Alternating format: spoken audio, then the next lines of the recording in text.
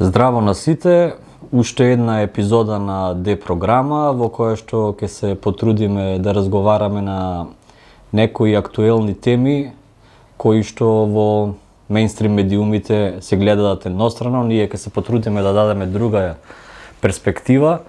Со другарите Здравко и Руфат денес ќе разговараме нешто на тема војна и мир, така да она што е актуелно во Европа е секако војната во Украина, она што е актуелно на Блискиот Исток е секако војната во Палестина. Додека во Европа се гласа на парламентарни избори, во овие две места се војува со тешко наоружување, гинат цивили, гинат деца, се предизвикува ненадомеслива материјална и секаква друга штета. Војната во Украина трае колку години, веќе 2 и нешто години, војната во Израел ќе направи уште малце 1 година. Некако на хоризонтот не се гледа некое си решение во интерес на обичниот народ, туку некако се што се прави е во интерес на воените буџети. Ке почнам со тебе, Здравко. Како ти се чини ова што се случува? Дали сметаш дека гласот на антимилитаризмот се помалку се слуша или така било од секогаш? Дали кога почне овие војни можеше да претпоставиш дека ќе траат 1-2 години и нема да има ни изгледи за крај, другата скоро 1 година изгледа како онака војни, класични војни, не како конфликти како што бевме навикнати во прошлите неколку години? Да, она што е страшно што се случува во овој момент е што светската политика се милитаризира и се зголемува бројот на војни.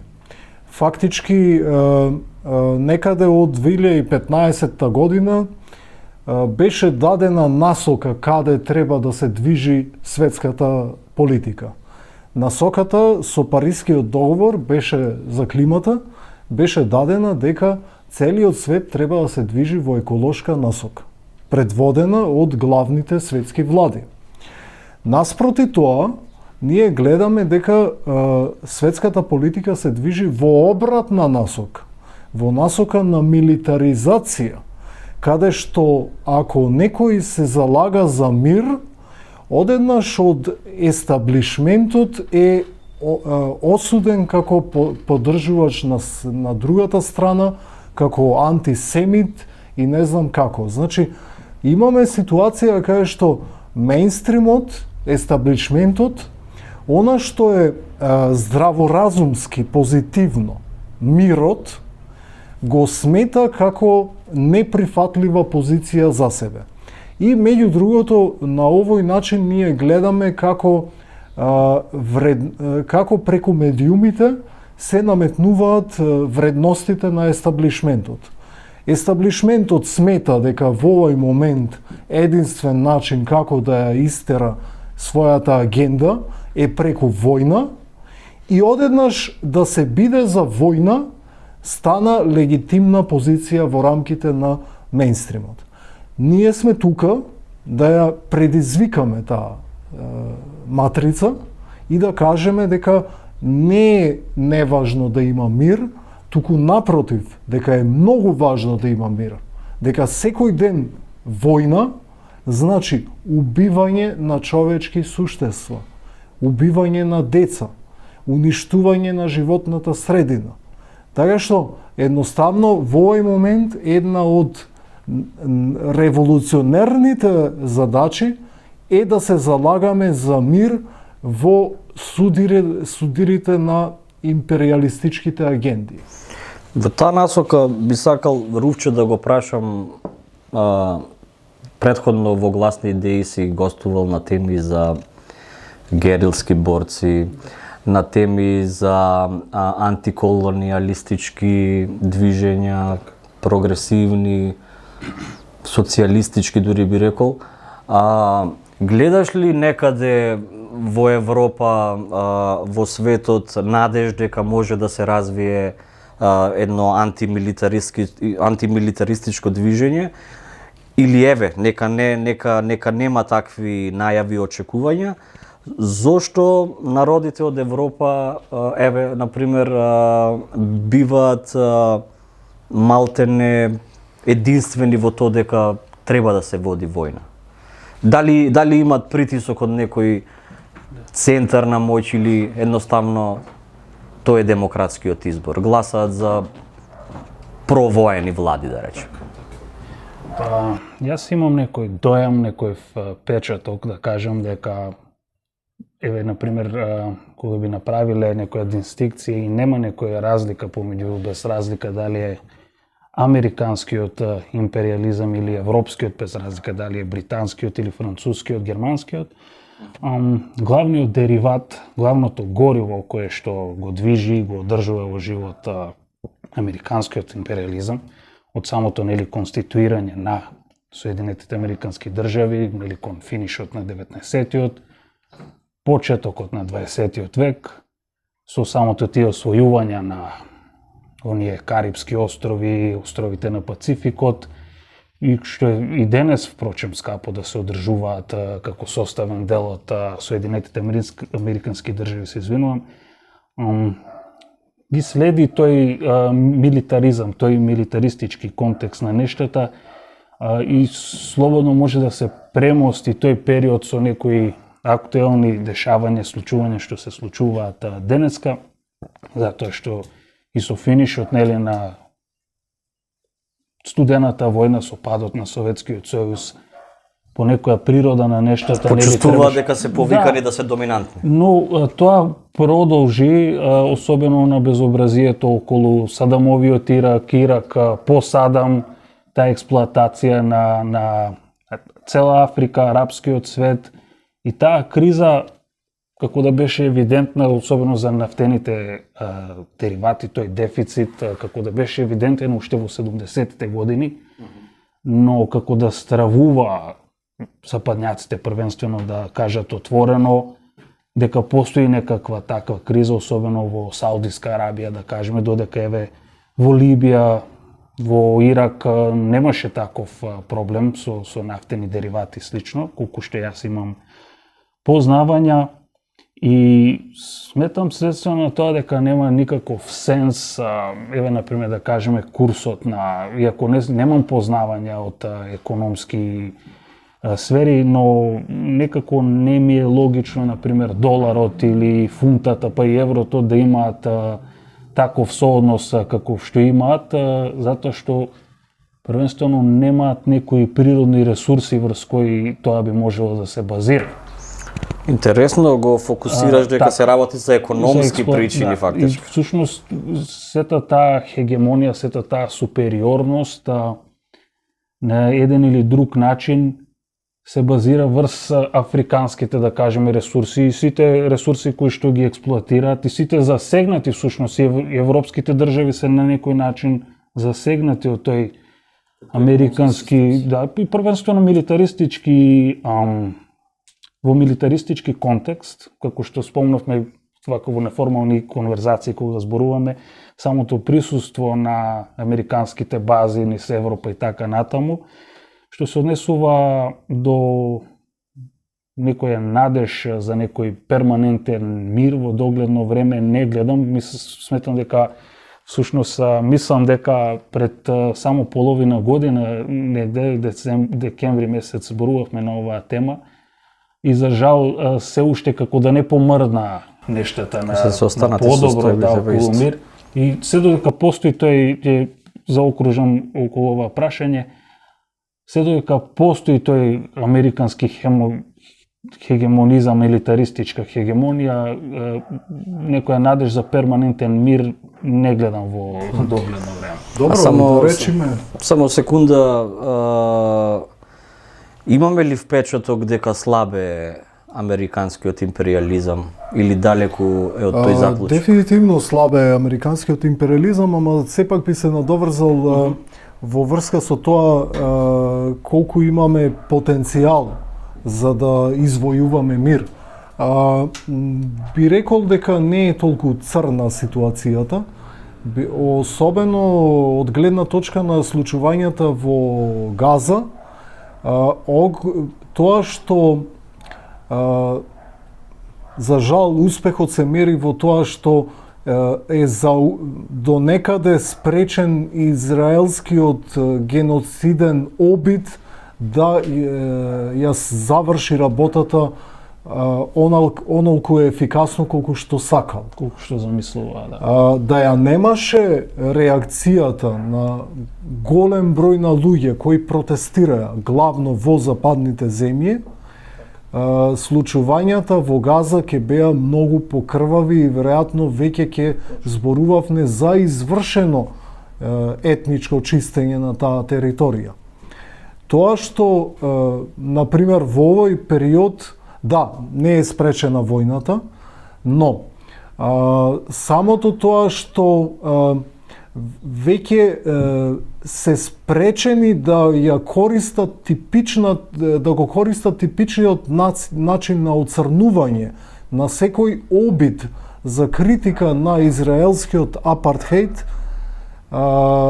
значи лепејки лепенка дека сето тоа било антисемитизам и едноставно за било која критика антисемитизам, толку често го употребуваја тоа што сега, за разлика од ситуацијата пред октомври, тоа веќе едноставно не поминува. Значи, и Израел доживеа тежок морален и идеолошки пораз веќе, со тоа што не се перцепира како единствена демократија на Блискиот Исток, туку како расистички апартхеидски режим. Срамота за човештвото што трпи и што дозволува една таква земја да биде дел од цивилизираниот свет, наместо да биде изолиран како што беше изолирана Јужна Африка. И притисокот на масите од оздола точно не ја спречуваат политиката да прави као што сака, но вршат притисок врз нејзе и веќе го ставија израелскиот режим на патот од кој нема враќање, а тоа е патот на изолација по кој одеше и апартхеидот во Јужна Африка и на крајот, иако цената ќе биде неброени човечки животи, сепак апартхеидот во Јужна Африка падна, меѓу другото поради меѓународниот притисок. А дали мислите дека моралот, како категорија некаква, има влијание врз тоа дали некои војни ќе се продолжат или не? Значи, факт е дека и во војната во Украина и во војната во Палестина моралот е згазен на територија затоа што двете страни во двата конфликти за целите на победа во овие војни не се придржуваат до некое си меѓународно право или до некакви конвенции на војување. И во тој контекст би сакал, Здравко, да те прашам, што мислиш, зошто оние влади што се за провојна победуваат на избори? Сакам малце да се извлечеме од темата на директното војување, туку да ги разгледаме причините поради кои продолжува тоа војување. Значи, само да продолжам кратко, се гласаат највисоки во историјата воени буџети. Тоа на населението очигледно не му смета. Која е нашата улога во една ваква ситуација, малте некако пред Првата светска војна, каде што буквално нациите со некоја си страст и пак сакаат да војуваат. Очигледно имат заборавено на трагедиите на првите две светски војни. Фактички,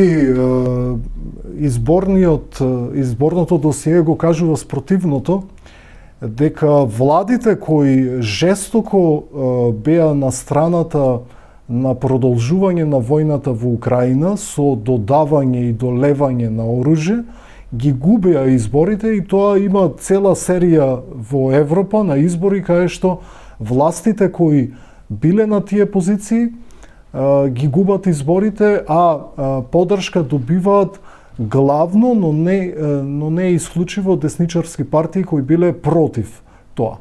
Важното прашање претходно што го загатна... Само кратко ќе те прекинам. Тие гласа за десничарски влади што конкретно се, например, против давање пари и трошење на буџетите за војување негде во странство, но не се тие граѓани што гласаат за десничарски влади против нацијата да се дополнително милитаризира и да се една јака нација. Точно, има таа реакција. Фактички, тие гласаат за десничарски партии не бидејќи во принцип ја поддржуваат нивната политика, туку оној елемент кој често ги тера да гласаат за нив е тоа што гледаат дека наместо парите да се вложат во нивните земји, се даваат за оружје во Украина. И тој став ги врачува во рацете на десничарите, за жал, но причината за таа во голем број случаи е чисто социјална. Зошто да се даваат пари за оружје кога ние имаме во самата наша земја толку големи проблеми? Прашањето на моралот, например, дали бил важен или неважен моралот. И сега, чисто интуитивно одговорот треба да биде не. Значи, не е важен моралот, без разлика што прави Израел, ќе продолжи да прави, без разлика што се случува во Украина и од страна на Русија и на Украина е неважно од гледна точка на моралот и слично. Но, сепак, моралот има важна улога.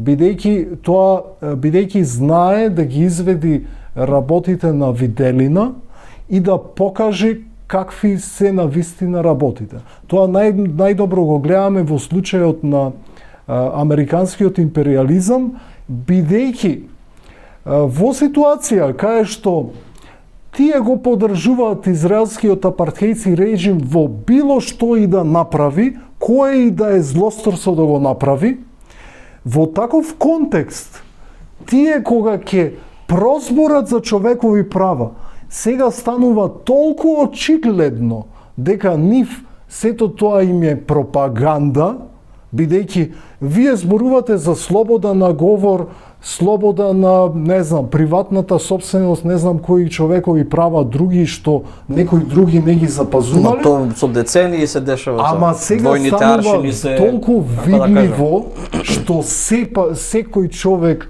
го гледа. Вие дозволувате да бидат убивани и деца и се дрзнувате да зборувате за човекови права. Тоа е толку очебино што ова се развива во сериозен идеолошки дебакл на американскиот империализам, а исто така и на европјаните кои исто така дури повеќе сакат да тврдат дека се на страната на човековите права, а при тоа гајле име колку човечки животи се уништени во Палестина, бидејќи се палестински. И тука го гледаме моментот на расизам кој го има и кај европските властодржци и кај американските властодржци. Исто беше и со мигрантските кризи, например, многу голем проблем имаше кон Европа што одат луѓе со обоена кожа и од Африка и од Блискиот Исток, а од Украина плави, бели убавици не бе проблем и млади луѓе да одат тамо. Добро, малце не, шалата не ми беше на место. Секој бегалец е зависи од комплексијата. Видите, секој бегалец е како да кажеме на кожата. Руфат, кога е во прашање, она што го загатнавме со Здравко за моралот, што мислиш, например, оние дискусии на почетокот на војната, еве конкретно во Палестина, има, значи, едната пропаганда вели дека палестинците се заробени од самите Хамас и дека тие огромни жртви во Палестина се резултат на тоа што Хамас држи заложници цивили во згради каде што тие се кријат, каде што нели израелската војска најавува дека ќе напаѓа, па тие не се повлекуваат и слично. Дали таа пропаганда дека малте не вратени сме во 2001 каде што пак се бори западната демократија против верскиот фундаментализам, дали имаш впечаток дека сега некако ослабната е таа реторика? Например, во некои земји како што се имаат малце како грижа на совест ради минатото каде што направиле геноцид спрема евреите. Например, гледам во Германија пали таа критика, во смисла дека, мислам во јавното мнение, во смисла дека има радикален верски фундаментализам и нема зошто да не се сотре до крај, затоа што секаде каде што се воспоставил направил проблем за демократијата, за човековите права. Дали имаш впечаток дека слаба е пропагандата фактички на провоениот табор или има некаква си геополитичко декомпонирање на силите, па затоа можда и пропагандата е послаба во случајов? Не знам во... Например, дали, сега ти си помлад, ама дали, например, си почувствувал дека за војните во Ирак и во Авганистан, дека имало антимилитаристичко движење силно како што, например, сега имаше за Палестина, во смисла на студенти, на организирана интернационална поддршка? Да, ќе се надоврзам на она што го спомна и Здравко претходно. Интересно е што реакција и осуда дојде од страни кои што најмалку се очекуваше, беа најголеми гласноговорници против она што го прави Израел. Што се однесува конкретно до пропагандата, со ова медиумска експонираност сметам дека е во голема мера анулирана. Алудирам на израелската пропаганда, затоа што со еден збор сметам дека тоа ќе се опфати целата таа тематика, затоа што иако го користеа како некој, како да кажем, изговор, израелците, затоа што секој таргет за нив представуваше Хамас. За било и каква институција, зграда, објект да се работи за нив, сето тоа беше со лейбело на таргет, бебиње од колевка Хамас, дека Хамас. Во однос на тоа што исто ме праша чинам претходно околу таа колизија на империализми и ако можеме тоа да го донесеме како во корелација со Украина и Палестина, во однос на колизијата на светските империализми, еве би спомнал и она и порано што сме го говореле во рамки на гласни идеи, се чини како рускиот империализам како да сака, да има интенција да се врати на оние граници на царска Русија, да ги врати тие, сега грубо зборам, околу 100.000 квадрати, може да се повеќе. Да, таква и риториката каде била основана првата руска држава, така, Киевска Русија, да. И во догледно време се додека нели од двете страни се долева огин што се вели, масно на огинот што се вели, не гледам исто така решение, затоа што не сметам дека Русија ќе се отрне од она зацртаното што и веќе го материализира, но за жал консеквенците се гледаат токму во оние. Мене ми е жално и стресно што гледам испаѓаат на TikTok видеа по сите платформи, колку алеи се создаваат на паднати војници, и тоа млади. Мене ми е, еве, јас што се вели, се сметам за млад човек, иако сум 94-то годиште, но веќе гледам некои генерации што израсна околу мене и сега да пишува на вакво, на плочи, на надгробни споменици 2003 годиште, тоа ми е мене многу стресно, за чии интереси и за што да гинат. И тоа како да стана како некој расадник, како некоја платформа за генерирање на пари. Мислам, еве, например, една Македонија имаше афери, например, со тенковски делови, со вакво, со онакво, па не една таква машинерија каде што се акумулираат милиарди долари и сите тие големи старешини, да кажам, врвови, воени врвови во Украина, како да профитираат од сета таа ситуација и како да ги преусмеруваат тие средства кои што се депонираат во самата во буџетот Има на украинската обвинувања, да, има обвинувања и за корупција. индици, дека... сметам дека се реално со самата разврска на Советскиот сојуз имаше таков бизнис, да кажем, со оние остатоци што останале од советската воена машинерија, дека се тргуваше И на Балканот се аналогно војуваше исто. со наоружања од држави што престанаа да постојат во суштина. Многу интересно прашање за размислување ми наметна, а тоа е за традицијата на империализмите. Например, и то би сакал и Здравко во таа насока нешто да го прашам. Гледаме дека државите кои што се воено и финансиски моќни почнуваат да ги враќаат во дневната политика тезите на поранешните големи држави кога биле great again. Например, можам слободно да кажам дека Турција со Ердоган ги има тие погледи на враќање на славата на Османлиската империја. Путин и Русија, како што спомна, Руската империја. За Британската империја, Америчката империја да не збориме.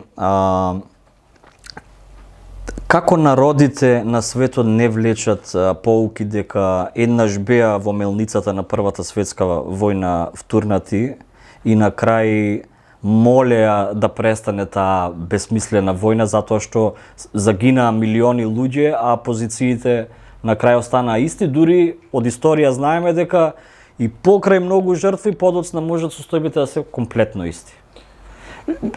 Зошто не влече човештвото поуки? Човештвото не влече... Или човештвото е можда многу работниците, еве, да го пошто тие се оние што гинат. Да, и таа е многу важна дистинкција, бидејќи да се подсетиме, при секоја војна, едни се оние што ја прават војната и кои извлекуваат профит од војната, а други се оние што гинат.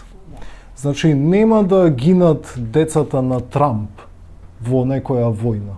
Нема да гинат децата на нашата елита. Ки гинат работници. И сега, зошто не се извлекуваат искуствата, поуките? Тоа обично е поради тоа што не ги преживеале самите луѓе тие војни и не знаат што е ужасот на војната. Имаме хиперпродукција на филмови каде што војната е прикажана како малтене интересна работа и таа влијае доста. Го имаме проблемот на виртуализацијата на нашите искуства, каде што она што ние го мислиме војната е некој си пост на интернет исклучен од реалноста и ние не знаеме колку страшна работа е војната, да ти загине некој близок, да имаш трауми самиот, да видиш дека дете што не си го знаел е загинато. И ова, значи, ние мора свесно да работиме против оваа пропаганда. Намерно се создава оваа пропаганда, за да има кој да биде впрегнат да умира, кога центрите на моќ решат дека така треба да биде. И сега да се осврнам и на моментот зошто одеднаш има наплив на стремеж кон создавање големи држави. Во принцип, тоа го има кај сите капиталистички земји, бидејќи капитализмот и империализмот се врзани меѓу себе. Да речеме. Она што го имаше за време на унилатералниот момент, што го викаат, во периодот кога САД беше единствената велесила, значи од крајот на студената војна до некаде 2017 година, беше ситуација кај што можеше да се глуми дека сето тоа се прави, интервенциите, поради заштита на човекови права и не знам што, заштита од диктатурата на дадена земја, например, како сека во Ирак на Садам Хусейн и слично. Каде што беше противречно, како тоа ти пречи еден диктатор, а Комшијата негов не ти пречи. не ти пречи друг, да речеме. Но можеа да глумат. Сега одеднаш паѓа глумата, паѓаат маските. Јас се плашам дека, извини што те прекинувам, дека можда 50 пати низ историјата паднаа маските и никако да се скршат. Као паѓаат ги земаат, паѓаат ги земаат. Точно, ама може би во овој момент имаме ситуација каде што по 50 пати паднати маски Може дека се и скрши. при екстремизација на искуството, бидејќи во Палестина тоа што се случува, тоа е на најосновно човечко ниво човек реагира. Не смеа толку многу деца да бидат убиени. Едноставно тука не пали дека Хамас биле исламисти, дека Израел наследниците на денешен Израел биле жртви на Холокаустот, што сите тие аргументи не натежнуваат на она што се прави таму на теренот. Секој разговарувач на војна го почнува разговорот со дека бил во минатото Точно. угнетен. Веќе не пали то. И втора работа, војната во Газа се случува од гледна точка на пропагандата на центрите на моќ во најлош можен момент. Се случува во време на активна војна во Украина. Во Украина, да подсетиме, американскиот империализам ја поддржува страната врз која е извршена агресија и на таа страна и дава оружје за да се одбрани од агресијата.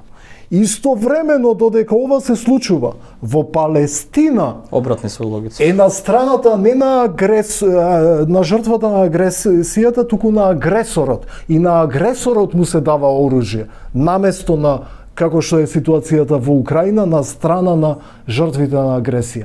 И ова толку боди очи, што во еден момент, као во приказната, се забележува дека царевото ново руво ништо го нема, дека царот е гол.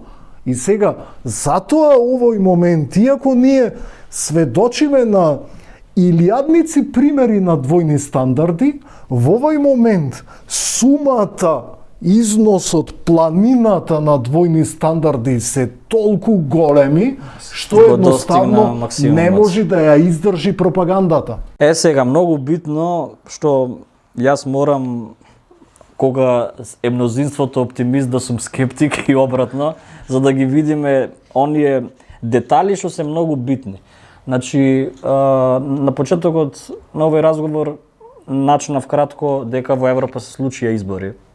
Во Велика Британија парламентарни, во Франција исто така парламентарни и во Германија. Европските избори во цела Европска Значи, унија. покрај тоа што имаше европски избори, имаше и во Франција, Да. па и во Велика Британија имаше домашни онака, нели, за нивните парламенти. Сега што е интересно? Од една страна точно е дека поддршка добија дали од лево или десно оние партии и политичари кои што критички гледаа кон дотурањето оружје и оружје само дали во Украина или во Израел. Но од последните информации се дека, например, иако лабористите победија во Велика Британија, нема никакви најави дека тие би имале, ги продолжуваат. Она каде што застанале ториевците, они продолжуваат. Во Франција гледаме дека и левицата и десницата, што исто така имаше критички став кон безрезервното поддржување, да речеме, на војната во Украина, прашање дали кој ќе направи влада или слично. И сега тука се поставува прашањето дали она што очекуваме да има некакво антимилитаристичко движење во Европа или во регионот кај нас, дали се исцрпува со тоа што гласаат само за некој што излегува на говорница и вели дека е против да се трошат парите за воениот буџет, туку ајде за здравство, за образование и слично. Завршуваат изборите, сите се прават ко ништо да не кажале, што и во Македонија гледаме, нели? Што се случува? Што фали тука? Дали некако погрешна ни е можда тезата дека слабе е американскиот империализам? Не знам, еве, во однос на Макрон, некако како негативно да му се рефлектираше целиот тој ангажман и целата таа позиционираност која што може би имал намера само, не знам, да ја искористи таа ситуација и да ја постави Франција на некој поранешен пиедестал од минатото, некоја Де Гол. Да, некоја позиционираност која последниве, хајде да кажеме, од 60-тина до 70-ти, па и 80-тина година од финишот на Втората светска војна, како да имаше намера да поврати таа позиционираност, еве можеби Здравко е покомпетентен во однос... Добро, ти си историчар. Реков дека си помлад, ама си историчар, така да го повлекувам претходно тоа што кажеш. Да, и во однос на нештата кои што беа спомнати во текот на дискусијата околу тие пориви и поддршка на страствено поддржување на воени инвазии, слично, како да не кажам, како да има една врста, една форма на фетишизација на војни. Еве, например, како што спомна, јас, иако се занимавам ми интересира воената историја, сум имал фази во студентските денови и во детството, целото детство ми е проследено така, како да им се восхитувам, но првенствено на естетиката на оружјето, но подоцна кога сватив, кога воочив деструктивната страна на оружјето, почнав другачие да размислувам во однос на оружјето и да го презирам малтене. Ама многумина не им се случува тој пресврт. Да, но еве, без разлика и која фаза епоха да е од историјата, некако како да се фетишизираат тие моменти кога доаѓа до некаква ескалација на нештата. Обично и нема антимилитаристички филм кој ќе размислиш, и антимилитаристичките филмови на крај го глорификуваат војната. Да. И убивањето, само имаш праведно убивање, да. Не, ги има антимилитаристичките филмови и ту ете од холивудска продукција, она што во последно време ги нема, тоа е доста проблематично, иначе ќе ги спомниме во врска со војната во Виетнам, имаше многу добри филмови како Платун, Вод, например, како Апокалипса сега, значи кај што кажуваат што е војната. Војната е многу лоша работа. Нешто што не сакаш тебе да ти се случи. А не она као што сега прикажуваат, главните јунаци пукаат, убиваат и она се наоѓаат време да кажат некоја интересна доскочица, да речеме, кај што сосема поинаку тоа е можда и целта да се естрадизира војната, како да кажеме, да се она што одговара на центрите на моќ. И поврзани се, има и истражување и документарци каде што врската помеѓу Пентагон и Холивуд многу јасно се разобличува и тука ја имаме продукцијата на провоени филмови. Јас сакав некако при крајот на оваа емисија некако да го расчлениме што значи она да се биде антимилитарист. Знаете во која смисла? Ако антимилитаристичкиот блок нема не една идеологија, туку една идеолошка, општествена визија, уствари зошто си антимилитарист. Ако не си за војна, треба вали да знаеш зашто си. Дали гледате во тој антимилитаристички блок кој го предводат во земјите од Европа и од Северна Америка, студентите да речеме, дали гледате потенцијал за развој на социјалистичките идеи? Во тој блок, знаете зошто? Зашто од историјата добро знаеме дека во Првата светска војна единствени кои што се залага за запирање на хоророт на војната беа комунистите, социјалистите и можеби е ова гледиште за некого неинклузивно, во смисла дека не мора само социјалисти да се борат против војната, но историјата тоа го покажала. Дали гледате потенцијал за развој на тие идеи? Ќе почнам со тебе, па ќе завршиме со Здравко. Не е проблем. Но само накратко би кажал, тоа всушност цело време сакав да го кажем, но некако како да ми бегаше мислата и баш ми е мило што го спомна. Не знам, некое моје видување, мислам дека е тоа и базичната разлика помеѓу движењата кои што се за мир, антимилитаристички и оние главни двигатели кои што иницираат војна, кои што поддржуваат, кои што ја произведуваат војната, инженерин главен, таа идеолошка некоја рамка. Затоа што сметам дека овие најголеми империализми што цело време ги дискутираме, како да немаат некој идеолошки бекграунд позади себе, освено на интерес материјалистички, што или геостратешки, било каков да е, што е воглавно матрицата е експлоататорска, додека сите овие студентски левичарски движења кои што земаа замав, имаат идеолошка позадина во голема мера. И само накратко, имаше едно прашање во однос на третманот и оние двојни аршини што се во однос на палестинското прашање, особено третманот на германската полиција, особено кон овие протестанти кои што протестираат. Тоа гледавме по медиуми, да. Многу е евидентно и се рефлектира во таа форма, особено.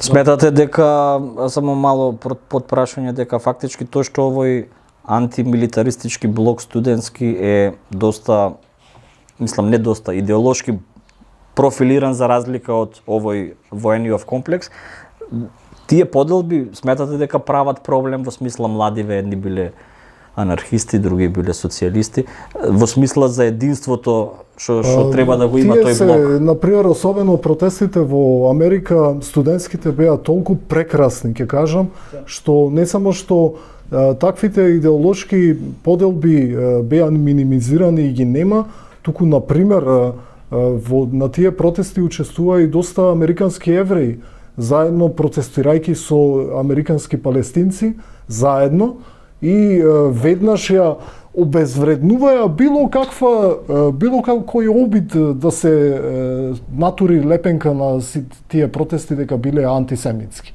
Бидејќи имате и евреи кои ќе мора да ги наречете антисемити. Јас би се вратил на претходното прашање, бидејќи е многу важно. Прво, да разјасниме и да ја разобличиме десницата кога е против војната во Украина, и тоа што истовремено нас на сите ни се случуваат војната во Израел и во Украина, е многу важно не само за разобличување на американскиот империализам, туку и за разобличување на наводниот пацифизам на десницата. Бидејќи многу од десничарите се против војната во Украина, но истовремено сакаат уште дополнително да го вооружат до заби вооружениот израелски апартхејски режим. Значи, очигледно нив мотивацијата не му е ниту пацифистичка, ниту антимилитаристичка. Она што е за нас, важно е исто така тука да се каже и убаво што посочи на случајот од Прва светска војна, како треба да се постави еден социјалист-комунист во услови на војна во Украина. Дали треба да биде на едната страна, на човековите права или на антиимпериалистичките сили, или треба да види дека тоа е судир на империализми и као при секој судир на империализми, као што најдобрата традиција во Првата светска војна кажува да се биде против двата судири. Значи, она што во војната во Украина ние треба да зазееме став, не е став против американскиот империализам и неговата вазалска влада во Киев, туку и против власта во Русија на Путин, кој де факто, иако американската страна му дава изобил со примери Да, да и особено постапува со како што сака. случувањата во Лугански и во Сепак тој Доњац. сака да освојува територии, значи е империализам. Околу антиимпериализмот и пацифизмот исто така е важно да се направи една дистинкција. Антимилитаризмот во принцип значи да бидете против војните на естаблишментот.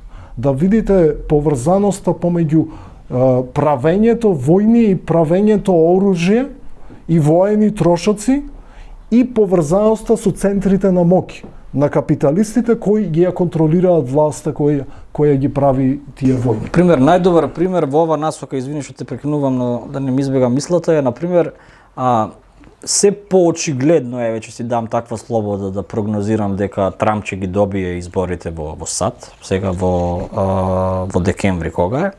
Но од друга страна знаеме дека во неговиот мандат САД го има највисокиот воен буџет. И сега неговата теза е дека некритички и коруптивно ја финансира владата во Украина на Зеленски, администрацијата на Бајден, нели имаше скандали за некакви си малверзации на неговиот син со некои тамошни фирми и слично, но од друга страна Make America Great Again значи 800 милиарди буџет. И сега работата е дека Воен буџет. Воен буџет, само воен буџет, да. И сега работата е кај десничарите дека од овој пример само, а ќе го спомнам и примерот на Полска на пример. На пример десничарите викаат вие им давате наоружање на Зеленски и тамошната, значи, воена страна, а ги ја ослабувате нашата домашна одбрана утре ако нас нешто не се случи. И во тоа уствари исто така се гледа дека кај десничарите нема проблем да се милитаризира сопствената нација и да го има највисокиот воен буџет за сметка на здравство и образование, само е проблем ако се дава во друга земја. Ова особено го има за европските држави што де факто имаат слаб воен комплекс. Да го разобличиме Трамп. Трамп, тоа е многу припроста теза дека Трамп ќе донесел мир. Може би Трамп ќе работи повеќе на постигнување мир во Украина, но истовремено во Израел тоа ќе, ако сега му дават одврзани раце, дури тогаш ќе видиме што значи одврзани раце за правење војни. Премести амбасадата во точно. Ерусалим. Трамп ја премести амбасадата и исто така веројатно дополнително комплицирање со веројатен ризик од војна во Тајван со Кина. Значи, и ако дојде Трамп на власт, тоа ако биде, тоа ќе значи ескалација на војната на Израел и на Блискиот Исток, не само во Палестина, веројатна војна нова на далечниот Исток со Кина и никаква гаранција дека навистина ќе има мир во Украина. Така што да се зборува за Трамп како некоја сила за мир, тоа е многу површно и многу ефтино. Особено ако знаеме дека од економски причини се водат војните, а гледаме дека состојбата со капитализмот не е сјајна и секогаш кога паѓал во криза, војната му била... Тие можеби се повикуваат на она затише што беше кога беше неговиот мандат, па можеби не отворил ни една војна, да. но не може на тоа уво да се спие. Другари, ова тема е неисцрпна, ќе треба да направиме и втор и трет дел, но настаните ќе се такви што ќе не принудат ние да ги коментираме. Фала ви уште еднаш. Гледајте не, како што веќе добро си знаете, секој вторник на Гласни идеи, ново издание на Д програма.